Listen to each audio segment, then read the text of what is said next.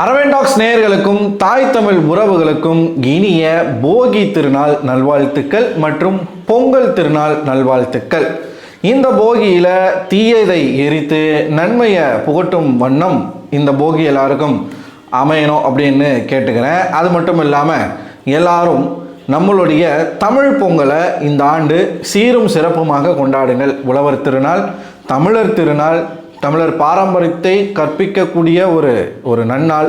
So இந்த திராவிட பொங்கல்லாம் தூக்கி போகியில் போட்டு எரிச்சிட்டு தமிழர் பொங்கலை அனைவரும் கொண்டாடுக அப்படின்னு கேட்டுக்கிட்டு இன்னைக்கான வீடியோஸ்குள்ளே போவோம்.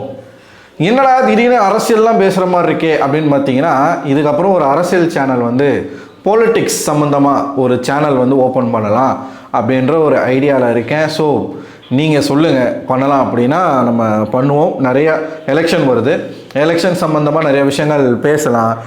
நம்ம தமிழ்நாட்டு அரசியல், உள்ளூர் அரசியல்லேருந்து வெளியூர் அரசியல் வரைக்கும் ஜியோ பாலிட்டிக்ஸ் முக்கியமாக அதை நம்ம பேசியே ஆகணும். ஏன்னா சூப்பரான ஒரு டாபிக் அது, அதெல்லாம் நம்ம பேசலாம். ஸோ கமெண்ட் செக்ஷனில் உங்களுடைய கருத்துக்களை சொல்லுங்கள். வீடியோக்குள்ளே போகலாமா? இன்னைக்கு 2 பேர் இந்த வீட்டுக்குள்ளே வராங்க. ஒன்று நீங்கள் ஃபர்ஸ்ட் ப்ரோமோ பார்த்துருப்பீங்க, சாண்ட்ரா வராங்க. 2வது ப்ரோமோ பார்த்துருப்பீங்க, கானா வினோத் வராரு. அவ்வளவுதான், எல்லாருமே வந்துட்டாங்க வீட்டுக்குள்ளே. இந்த 21 பேர் இருக்காங்கன்னு நினைக்கிறேன். இன்னும் வராத ஆட்கள் 2 பேர், பார்வதி மற்றும் கமருதன். அவங்கள தவிர்த்து எல்லாருமே வந்தாச்சு. சாண்ட்ரா இன்னும் வரல. வரும்போது என்ன நடக்குதுன்றதை நம்ம பேசுவோம். அதே மாதிரி கானா வினோத் வரும்போது என்ன நடக்குதுன்றதை பேசுவோம். 3வது ப்ரோமோ அதெல்லாம் ரொம்ப லேட் ஆகும் வர்றதுக்கு, அப்போ நம்ம பேசுவோம். அதுக்கு முன்னாடி இந்த வீட்டுக்குள்ளே ஒரு டாப்பிக்கை பேசிக்கிட்டு இருக்காங்க. அதை பற்றி நம்ம பேசுவோம். அதை பற்றி பேசுவோம். என்ன அப்படின்னா, சாண்ட்ரா அவர்களினுடைய நடிப்பு திறமையை பற்றி. நடிப்பு அரக்கி சாண்ட்ரா அப்படின்னு சொன்னால் அது மிகையாகாது அப்படிங்கிற மாதிரி தான் அவங்களுடைய நடிப்பு உச்சத்தை தொட்டு போயிடுச்சு. அதாவது கூட இருக்கக்கூடிய நபர்களுடைய அந்த அருமை தெரியாமல் யாரை எதிர்த்து இந்த வீட்டுக்குள்ளே களம் காண வந்தாங்களோ அவங்க கூடவே சேர்ந்துக்கிட்டு கடைசியில் உங்களை ஹர்ட் பண்ணது, ஃபிசிக்கலாக ஹர்ட் பண்ணது யார்? நீங்கள் யாரை இந்த வீட்டுக்குள்ளே தீயவர்கள் அப்படின்னு நினச்சிங்களோ அவங்க தான். உங்கள் கூடவே இருந்தவங்களால உங்களுக்கு என்றைக்குமே உங்களுக்கு கஷ்டம் வந்ததே கிடையாது. அதை அவங்க இன்னும் உணரலை அப்படிங்கிறது தான் நம்மளால் கிளியராக பார்க்க முடியும். என்ன அப்படின்னா, பார்வதி கமருதீன் அந்த ஒரு கார் இன்சிடெண்ட்டில் நடந்த ஒரு விஷயத்தை பற்றி தான் இந்த வீட்டுக்கு வந்த எக்ஸ் கண்டஸ்டன்ஸ் பேசிக்கிட்டு இருக்காங்க. ஒரு பக்கம் இவங்க அரோரா, இன்னொரு பக்கம் சுபிக்ஷா அண்டு கனி. இந்த 3 பேருமே அதை பற்றி பேசிகிட்டு இருக்காங்க. கனி அவர்கள் வெளியில இருந்து எல்லாத்தையுமே பார்த்துட்டு தான் வந்திருக்காங்க.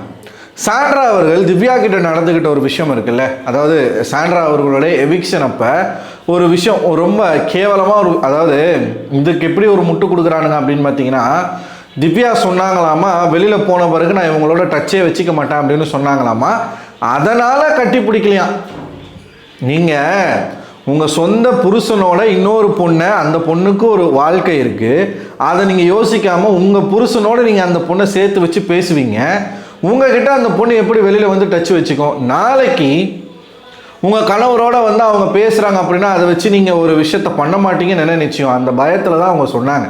அதுக்கும் நீங்கள் வெளியில் போகும்போது ஃபார்மாலிட்டிக்கு ஒருத்தவங்க கட்டி பிடிக்கிறாங்க அப்படின்னா அந்த இடத்துல நீங்கள் பள்ளிட்டு அங்கே போய் விஜய் சேதுபதி முன்னாடி நீங்கள் ஒரு விஷயத்த பேசுனதுக்கும் சம்மந்தமே கிடையாது. இது ஒன்றா. இப்போ ரெட் கார்டு கொடுக்கப்பட்ட ஒரு சம்பவம் பலராலும் என்னவாக புரிந்து கொள்ளப்பட்டிருக்கு அப்படின்னு பார்த்தீங்கன்னா, சாண்ட்ரா நடிச்சே வெளில அனுப்பிட்டாங்க, சாண்ட்ரா நடித்ததுனால தான் ரெட் கார்டு கொடுத்துட்டாங்க அப்படின்னு பார்வதியினுடைய அல்லக்கைகள் பேசிக்கிட்டு இருக்காங்க. சில பேர் அப்படி தான் நினச்சிக்கிட்டும் இருக்காங்க.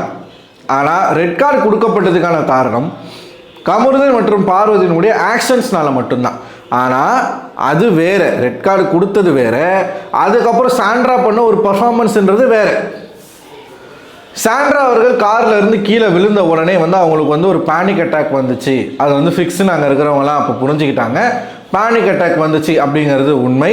மருத்துவமனைக்கு அவங்க போயிட்டு சிகிச்சை பெற்று வந்தது எல்லாமே உண்மை, அதை நம்ம மறுக்கலை. அந்த பேனிக் அட்டாக்னுடைய ஒரு சைடு எஃபெக்டாக அன்றைக்கி நைட்டு முழுக்க கமருதனையும் பார்வதியும் பார்த்தா அவங்க ஒரு மாதிரி பிஹேவ் பண்ணாங்க. இப்போது அதை பற்றி தான் கனி அவர்களும் சுபிக்ஷா அவர்களும் பேசிக்கிட்டு இருக்காங்க. சுபிக்ஷா என்ன சொல்கிறாங்க அப்படின்னு பார்த்தீங்கன்னா, வெளியில் இன்டர்வியூலேயே சொல்லியிருந்தாங்க, எனக்கு அன்றைக்கி நைட்டு அவங்க கற்றுனதெல்லாம் கூட எனக்கு பெருசாக தெரியலை. ஆனால் வீக்கெண்ட் எபிசோடில் விஜய் சேதுபதி சார் முன்னாடி கமருதீன் வந்து காலில் விழ வராரு. அப்போது அவங்க வந்து ஒரு மாதிரி ஒரு ஆக்ஷன் ஒன்று பண்ணாங்க. அது எனக்கு பியோர் நடிப்பாக தெரிஞ்சுது. அதாவது அவனை பார்த்த உடனே பயப்படுற மாதிரியும் அப்படியே உடம்பெல்லாம் நடுங்கிற மாதிரியும் அரோரா பின்னாடி போய் ஒழிஞ்சிப்பாங்க. அதே மாதிரி பார்வதி மன்னிப்பு கேட்க வரும்போதும் இதே தான் பண்ணாங்க. அது எனக்கு வந்து நடிப்பாக தான் தெரிஞ்சுது அப்படின்னு சுபிக்ஷா வந்து ஒரு டவுட்டில் சொல்கிறாங்க. அது எனக்குமே அது நடிப்பாக தான் தெரியுது. அதுக்கப்புறம் கனி அவர்கள் ஒரு விஷயத்த சொன்னாங்க. சொல்லும்போது தான் மேபி இருக்கலாமோ, ஏன் இருக்கக்கூடாது அப்படின்னு எனக்கு தோணுச்சு. என்னென்னா, பேனிக் அட்டாக் வந்துருச்சு, நீங்கள் வந்துட்டீங்க, அதுக்கப்புறம் கமருதீன் வந்தார் பயந்துட்டீங்க, பார்வதி வந்தாங்க பயந்துட்டீங்க. அதுக்கப்புறம் இவங்க என்ன பண்ணுறாங்கன்னா விக்கல்ஸ் கூடயும் சபரி கூடயும் உட்காந்துக்கிட்டு 18+ ஜோக் பேசிக்கிட்டு இருக்காங்க, 18+ காமெடி பேசிக்கிட்டு இருக்காங்க. யார்? நம்ம சேச்சி தான். அதாவது இவர் விக்கல்ஸ் விக்ரம் அடித்த பால் வந்து சபரியோடைய ஆணுறுப்பில் பட்டுரும். அப்போது அதை பற்றி கலாச்சிட்டு இருப்பாப்புல, யார் விக்கல்ஸ் வந்து கலாச்சிட்டு இருப்பாப்புல, இது மாதிரி வந்து அடிபட்டுருச்சு அப்படின்னு சொல்லி. அப்போது சாண்ட்ரா என்ன சொல்லுவாங்கன்னா, அப்போ அதை வச்சு ஒன்றுமே பண்ண முடியாது, யூஸ் இல்லைன்ற மாதிரி பேசுவாங்க. இதை கனி அவர்கள் வெளியில் வந்து பார்த்துட்டு சி இவெல்லாம் ஒரு பொம்பளையா அப்படிங்கிற ஒரு ரியாக்ஷன் அவங்களுக்கு வந்துருச்சு. இப்போது பேனிக் அட்டாக் உங்களுக்கு அந்த அளவுக்கு நீங்கள் ஸ்ட்ரெஸ்ஸாக இருக்கீங்கன்னா இதெல்லாம் நமக்கு வராது இல்லையா? நம்ம என்ன பண்ணியிருப்போம், கண்டிப்பாக இன்ஜெக்ஷன் போட்டிருப்பாங்க, டேப்லெட்ஸ் கொடுத்துருப்பாங்க, நீங்கள் டிஸியாக ஃபீல் பண்ணுவீங்க, ரொம்ப டயர்டாக இருக்கும் உங்கள் உடம்பு. பேனிக் அட்டாக் வந்து அதுக்கப்புறம் நம்ம கொஞ்சம் டயர்டாக தானே இருக்கும். நம்ம அந்த இன்ஜெக்ஷனுடைய எஃபெக்ட்னால நல்லா தூங்குவோம். ஆனால் நம்மால் என்ன பண்ணுறாங்க, நம்மால்ன்ட்டு பாருங்க, சேச்சி என்ன பண்ணுறாங்க, உட்காந்துக்கிட்டு 18+ காமெடி பேசிக்கிட்டு இருக்காங்க. இது முதல் சந்தேகம் வரக்கூடிய ஒரு விஷயம். அடுத்து விஜய் சேதுபதி அவர்கள் முன்னாடி பண்ண அந்த ஒரு விஷயம். இப்போது இது சேச்சி அவர்களுடைய பக்கா நடிப்பு அப்படிங்கிறது மக்களால் புரிந்து கொள்ளப்பட்டது. ஒரு கட்டத்துக்கு மேலே அதை கேட்குறாங்க. இந்த வீட்டில் அவங்க இருக்கும்போது யாரோ கேட்டாங்க, ரம்யா கேட்டாங்களா இல்லை வந்து வியானா கேட்டாங்களா தெரில. கேட்கும்போது கமருதீன் என் காலில் விழுந்ததே நான் பார்க்கல அப்படின்ட்டாங்க. சாரி, ஜாக்லினுடைய இன்டர்வியூங்க. வெளியில் வந்தோடனே ஜாக்லின் வந்து ஒரு இன்டர்வியூ எடுக்கிறாங்க, கானாமனத்தையும் சாண்ட்ராவையும் எடுத்திருந்தாங்க. அந்த இன்டர்வியூவில் சேச்சி சொல்கிறாங்க, கமருதீன் காலில் வந்து விழுந்ததே அவங்களுக்கு தெரியாது, அவங்க வந்து கண்ணை மூட்டாங்களாம், அவங்க பார்க்கலையாமா. ஏம்மா தாயே, இதனால தாம்மா உன்னை நடிப்பு அரைக்கின்னு சொல்கிறாங்க. நடிக்கலாம், இந்த அளவுக்கு நடிக்கக்கூடாது. நீங்கள் பார்த்துட்டு இருக்கும்போது தான் காலில் விழ வந்தால் நீங்கள் வந்து உடனே திரும்பிட்டீங்க. ஏன் அங்கே இருக்கிறவங்க யாருமே சொல்லியிருக்க மாட்டாங்களா உங்ககிட்ட? நான் பார்க்கவே இல்லை. இப்படி தாங்க பல இடங்களில் அன்றைக்கி வந்து பிரஜின் வந்து எஃப்ஜே வீட்டில் இருக்கிறவங்களுக்கு பால் ஊற்றணும்னு சொல்லும்போது கூட எனக்கு கேட்கலை அப்படின்னாங்க. ஆனால் இவங்களும் அதே வார்த்தையே சொல்லியிருப்பாங்க, எனக்கு கேட்கலை, நான் பார்க்கல அப்படின்வாங்க. இப்படி எல்லா இடத்துலையும் நடிக்கிறது, எல்லா இடத்துலையும் பொய் பேசுறது. சாண்ட்ரா அவர்கள் வந்து முதல் வாரம் அவங்க ஒரு சம்பவம் பண்ணாங்க பாருங்கள், அந்த சம்பவம்ன்றது வேறு. ஆனால் அதுக்கப்புறம் சாண்ட்ரா தன்னை ப்ரொஜெக்ட் பண்ணிக்கிட்ட விதம், இவங்களும் இந்த சீசனில் இந்த பேரை வாங்கினதுக்கு ஒரே ஆள் தான் காரணம், பார்வதி. என்னைக்கு பார்வதி கூட அவங்க போய் சேர்ந்தாங்களோ, பார்வதி கூட சேர்ந்த ஒருத்தர் கூட உருப்படியான நேம் எடுக்கல வெளியில் மக்கள்கிட்ட. எல்லாரும் நெகட்டிவிட்டி, எல்லாருமே வந்து அப்படியே டாக்ஸிக்காக தான் இருந்திருக்காங்க, இன்க்ளூடிங் சாண்ட்ரா, பிரஜின், திவாகர், அப்புறம் கமருதீன். எல்லாரும், அமித் கூட ஏன் வெளில போனார்? பார்வதி தான் அதுக்கும் காரணம். இந்த மெட்ராஸ் படத்தில் வர செவுரு மாதிரி பார்வதி பல பேரை காவு வாங்கியிருக்காங்க. இதெல்லாம் சொன்னால் நம்ம மேலே வந்து சில பேர் வன்மத்தை கொட்டுவதற்கு இருக்கிறார்கள். அது வந்து ஒரு ஓரமாக தூக்கி போடுங்க அவங்கள. ஸோ இந்த வீட்டில் இருக்கிற எல்லாருக்குமே சாண்ட்ரா அவர்கள் வந்து நடிக்கிறாங்க அப்படிங்கிற ஒரு டவுட் வந்துருச்சு. இப்போ என்ன இப்போ காமெடி அப்படின்னா, சாண்ட்ரா வராங்க இன்னைக்கு, ஆல்ரெடி அவங்க பார்த்துருப்பாங்க. இப்போ சுபிக்ஷா பேசினதையோ இல்லை சாண்ட்ரா வந்து உடனே போயிட்டு ரம்யா கிட்ட என்ன சொல்கிறாங்க, நீ சொன்னல நான் உன்னை பாம்புன்னு சொன்னேன்னு சொல்லிட்டு, நான் அப்படி சொல்லவே இல்லை அப்படின்னு வந்து சாண்ட்ரா முதல்ல போய் அதை கிளியர் பண்ணுறாங்க. இல்லை என்கிட்ட வீடியோ இருக்குது நான் காட்டுறேன்னு சொல்லிட்டு ரம்யா சொல்கிறாங்க, இல்லை நான் சொல்லலை நீ போய் பாரு அப்படின்னு வந்து சாண்ட்ரா மறுபடியும் சொல்கிறாங்க. அப்போது சேச்சி எல்லாத்தையும் பார்த்துருக்காங்க. இப்போ சுபிக்ஷாவோட இன்டர்வியூ பார்த்துருப்பாங்க, அந்த நடிப்பு அப்படிங்கிறதையும் பார்த்துருப்பாங்க, பல பேர் பேசுகிறத பார்த்துருப்பாங்க.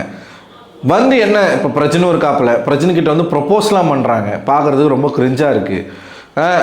வந்து இப்போ என்ன பண்ண போகிறாங்க, பிரஜனுக்கே தன்னுடைய மனைவி மேலே ஒரு அதிருப்தி இருக்குது. திவ்யா கிட்ட நடந்துக்கிற விதம் வந்து அவருக்கே பிடிக்கல. அவர் என்னதான் இருந்தாலும் ஒய்ஃப் ஆச்சே அப்படின்னு விட்டு கொடுக்காம, முட்டு கொடுக்கல, விட்டு கொடுக்காம பேசுகிறாப்புல. முட்டு கொடுக்கறது வேற, விட்டு கொடுக்காம பேசுறது வேற. முட்டு கொடுக்கறது வந்து அவள் பண்ணது சரி அப்படின்னு சொல்கிறது, விட்டு கொடுக்காம பேசுறதுன்றது சரி அவள் வந்து ஏதோ ஒரு இதில் பண்ணிட்டா, அது வந்து எனக்கே தெரில என்னன்னு தெரில, அப்படியே காப்பாற்றுற மாதிரி காப்பாற்றுறாரு. அவளுக்கு தெரியாமல் பண்ணிட்டா அப்படின்ற மாதிரி ஒரு மாதிரி பேசிகிட்டு இருக்காரு. அவருக்கே தெரியுது. பட் பார்ப்போம் என்ன நடக்குதுன்னு சொல்லிட்டு. இனிமேல் தான் சம்பவம் ஆரம்பிக்க போகுது. ஏன்னா ஒட்டுமொத்த கேங்கும் ஒன்றா சேர்றாங்க. பழையபடி திவாகர்லாம் இருக்காப்புல.